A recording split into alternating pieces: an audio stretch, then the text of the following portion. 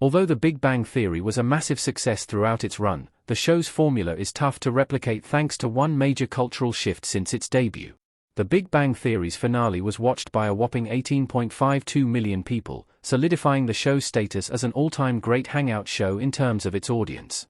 Alongside Friends, How I Met Your Mother, and Seinfeld, The Big Bang Theory was one of the definitive hangout shows of the last 3 decades.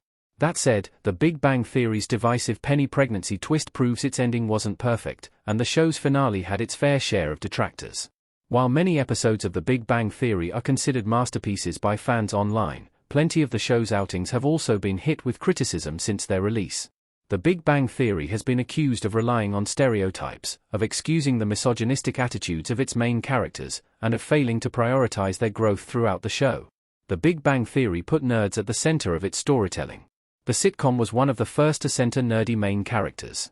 All of these issues are real problems, and ones that cultural critics noted while the show was still on the air.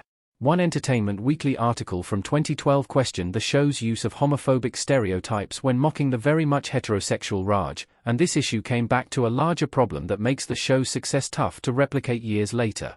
When the show began, The Big Bang Theory was one of the first mainstream sitcoms to center on nerdy characters. Movies had highlighted self-consciously nerdy characters before, from Revenge of the Nerds to Napoleon Dynamite, and there were plenty of nerdy supporting characters like Screech from Saved by the Bell, Milhouse from The Simpsons, or Carlton from The Fresh Prince of Bel-Air. However, it was rare for a hangout show to focus on Star Trek obsessives or for a sitcom to center on literal rocket scientists as its main characters.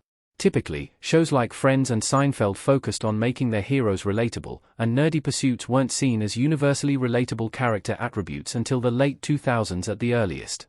This was often used to excuse a lot of the show's problems, something that started to wear thin as nerd culture went mainstream in the 2010s.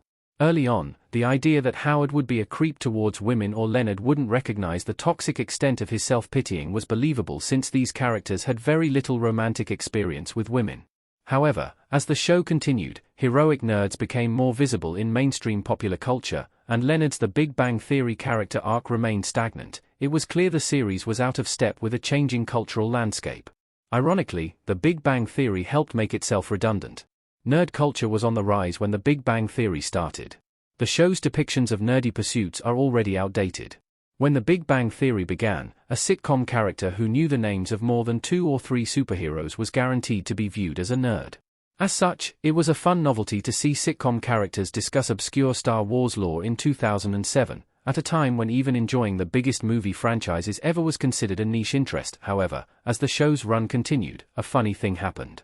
As chronicled in YouTube creator Sarah Z's video on the topic, nerd culture went mainstream in the late 2000s and the 2010s. As the Marvel Cinematic Universe rose to prominence, Game of Thrones became the biggest show in the world, and Star Wars returned to the big screen.